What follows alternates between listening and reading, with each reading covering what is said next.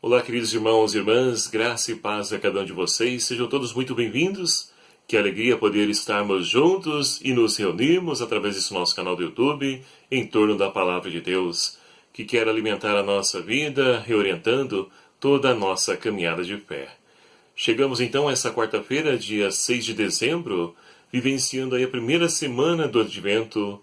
Convido você a tomar comigo então a Palavra de Deus proposta para essa nossa reflexão, de maneira especial o Evangelho de São Mateus, capítulo 15, versículos de 29 a 37, que vai nos narrar o seguinte. Naquele tempo, Jesus foi para as margens do mar da Galileia, subiu a montanha e sentou-se. Grandes multidões iam até ele, levando consigo coxos, aleijados, cegos, mudos e muitos outros doentes. Eles os trouxeram aos pés de Jesus e ele os curou. A multidão ficou admirada quando viu mudos falando, aleijados sendo curados, coxos andando e cegos enxergando. E glorificaram o Deus de Israel. Jesus chamou seus discípulos e disse: Sinto compaixão dessa multidão, já faz 3 dias que estão comigo e nada têm para comer. Não quero mandá-los embora sem comer, para que não desfaleçam pelo caminho. Os discípulos disseram: De onde vamos conseguir, num lugar deserto, tantos pães que possamos saciar tão grande multidão? Jesus perguntou: Quantos pães tendes? Eles responderam: 7 e alguns peixinhos. Jesus mandou que a multidão se sentasse pelo chão. Depois, tomou 7 pães e os peixes, deu graças, partiu e deu aos discípulos, e os discípulos os distribuíram entre as multidões. Todos comeram e ficaram saciados, e encheram 7 cestos com os pedaços que sobraram. Palavra da salvação. Glória a vós, Senhor. Caríssimos irmãos e irmãs, estamos então aí iniciando e vivenciando já esse novo ano litúrgico e de maneira especial esse tempo do Advento, onde somos convidados a abrir o nosso coração, permitindo que a Palavra de Deus então ilumine a nossa vida e arranque de dentro de nós as trevas do egoísmo, individualismo, da falta de perdão, do rancor, da raiva, ira, tudo aquilo que não vem de Deus. E assim então a Palavra de Deus quer nos curar, quer nos libertar, mas para que isso aconteça é preciso então fazer essa experiência de deixar que essa palavra então transforme e reoriente a nossa vida. E hoje a liturgia, ela vem ao nosso encontro e nos convida então a podermos viver aquele sentimento que deve então fazer parte da vida do cristão, que é a compaixão. Nós temos Jesus que sobe ao monte e ali se depara com grande multidão que já está há 3 dias com ele. E entre essa multidão ali, tem-se então pessoas que são coxas, cegos, aleijados e tantos outros doentes como nos narra o Evangelho. E todas as pessoas vão ao encontro de Jesus, porque conseguem então ali ver em Jesus algo que as autoridades, ou seja, os mestres da lei, todas as autoridades religiosas não conseguiram enxergar, e eles enxergam. E aí então Jesus cura a todos, e eles ficam admirados em ver Deus operando maravilha no meio do seu povo. E aí nós podemos então abrir aqui um parêntese e ir para a primeira leitura de hoje, extraída então do profeta Isaías, capítulo 25, versículos de 6 a 10a, onde então Isaías vai dizer ao seu povo e também para nós hoje, que Deus então fará no monte um grande banquete e convidará todos. Meus queridos amados irmãos, sabemos muito bem que na Sagrada Escritura o monte é lugar de encontro com Deus. Então Deus quer preparar um grande banquete para cada um de nós. E de fato, esse banquete de Deus nós podemos desfrutar no hoje da nossa vida, em cada Eucaristia, onde então nós subimos ao altar do Senhor e nos alimentamos do seu corpo e do seu sangue. E Jesus então nos fortalece. Ele é um alimento salutar que nos dá força para que nós possamos prosseguir a nossa caminhada de fé. Assim como Elias, enquanto estava fugindo da rainha Jezabel, ele então foi visitado pelos anjos que lhe ofertaram pão, também Deus nos enviou, o Pai nos enviou seu Filho amado, o pão descido do céu, para poder saciar a nossa fome. E é claro que esse grande banquete que se refere aqui o profeta, é o banquete que nós iremos então desfrutar quando estivermos diante de Deus, mas que nós já podemos viver e antecipar o céu no hoje, em cada Eucaristia que nós participamos.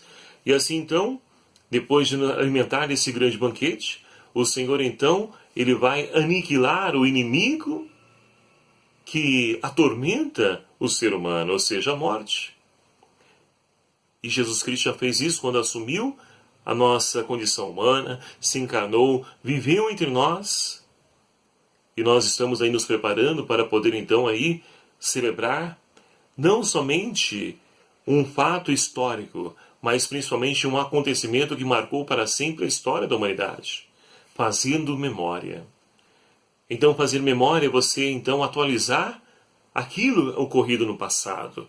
Então atualizamos Jesus que quer nascer em nossa vida e nosso coração. E esse Deus então que se encarnou, assumiu a sua missão e foi fiel até o fim, entregando a sua vida por amor a cada um de nós. E aí então, ele venceu o último inimigo, nos dando a vitória com a sua ressurreição. E assim então, queridos amados irmãos, como diz Paulo em uma das suas cartas, nós que com Cristo morremos através do nosso batismo, com ele também ressurgiremos para a vida eterna. Então Deus enxugará toda lágrima do rosto. E olha que diante dessa cena, desse contexto que nós estamos inseridos, quantas pessoas sofrendo, chorando, sem esperança, desanimadas, cabisbaixas, e que Deus então quer se fazer presente na vida de cada uma delas, enxugando as lágrimas, animando, confortando, consolando a cada uma delas. Mas é preciso que elas canalizem a sua vida para Cristo. E para isso, então, não podemos nos omitir da nossa missão. E aí podemos voltar para o Evangelho. Jesus, então, depois de curar todas aquelas pessoas enfermas, ele chama os seus discípulos e convida-os a poder, então, ali também sentir compaixão daquele povo, assim como ele estava sentindo. Porque os discípulos estão maravilhados, eles estão focados somente nas curas, nos milagres, e não estão percebendo a necessidade do povo em alimentar também o seu físico. É preciso, de fato, ali então, existir um equilíbrio na vida do ser humano. Alimentar-se da nossa fé, o espírito, mas também alimentar o físico. E assim, então, Jesus diz, olha, eu tenho compaixão desse povo, porque tem 3 dias que estão comigo e não tenho o que comer. E eu não quero despedi-los, porque pode ser que eles venham desfalecer no caminho. E qual a atitude dos discípulos? Ora, querem passar adiante o problema, querem passar para outro. Não estão dispostos, aí, então, a resolver aquele problema. E olha que hoje não é diferente.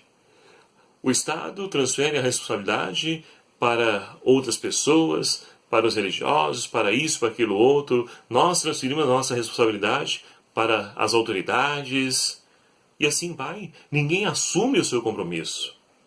E nós, enquanto cristãos, discípulos, missionários do Senhor, somos chamados então a podermos assumir o nosso batismo e a vivê-lo. Porque é assim que as pessoas vão de fato perceber esse Deus vivo e presente na vida de cada um de nós. E aí então, Jesus ensina o caminho.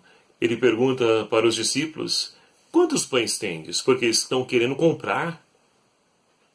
Ora, estão pensando com a lógica do mercado, que é comprar, consumir cada vez mais. E não pensam em partilhar. E é isso que Jesus então ensina para nós. Cristãos é aquele que vive a partilha, a solidariedade, a caridade. E Jesus então vai perguntar, quantos pães tendes? 7 pães e alguns peixinhos. E ele então pede que as pessoas se sentem, ou seja, organizam, porque a caridade também, para poder acontecer, é preciso uma organização. Não é somente dar, distribuir, favorecer as pessoas, não. É preciso organizar, saber quem é cada um, a necessidade real de cada um. Isso é caridade. E aí então, feito isso, Jesus toma os 7 pães, os peixinhos, dá graças a Deus e pede para que seus discípulos partirem. E olha que interessante, Jesus poderia resolver tudo sozinho, mas não, ele quer confiar e ensinar os seus discípulos a como agir. E eles distribuem, e o resultado? Sobram 7 cestos ali, dos alimentos que todos comem.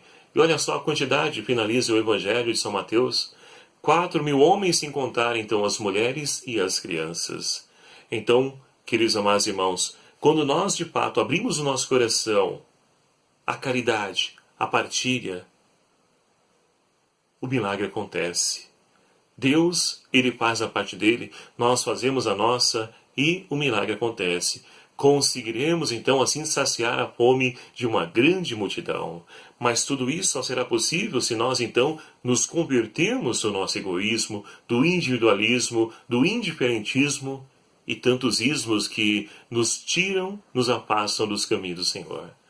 Portanto, queridos amados irmãos, aproveitemos então, melhor dizendo, esse tempo da Quaresma, e que nós possamos então vencer o nosso egoísmo, tudo aquilo que nos impede de poder então viver a caridade, a partilha, para que assim então possamos preparar o nosso coração como uma manjedoura, acolhedora, que então quer de fato se oferecer e hospedar esse menino Deus que quer nascer na vida e no coração de cada um de nós. Que Maria Santíssima, ela que é exemplo para nós de serva, ela que estava lá na esposa de Caná, ela que percebeu que viria a voltar o vinho, ela nos ajude a podermos então sermos sensíveis e termos compaixão dos nossos irmãos, para que assim o reino de Deus aconteça no meio de nós. Louvado seja o nome do nosso Senhor Jesus Cristo, para sempre seja louvado. Obrigado, meu querido amado irmão, que faz parte desse nosso canal. Ajude-nos a poder compartilhar, divulgar esse canal, esse vídeo, para que a palavra de Deus possa alcançar tantos corações que se encontram aí perdidos, desorientados. Você que ainda não inscreveu, clique aqui embaixo em inscrever-se, venha também fazer parte dessa família e ajude-nos a poder crescer cada vez mais nessa grande rede de evangelização. O Senhor esteja convosco, Ele está no meio de nós. Por intercessão dos apóstolos São Pedro e São Paulo, abençoe-vos Deus Todo-Poderoso, Pai, Filho e o Espírito Santo. Amém. Um abraço a cada um de vocês, fiquem na paz do Senhor e até o próximo vídeo, se o Senhor assim nos permitir. E espero por você.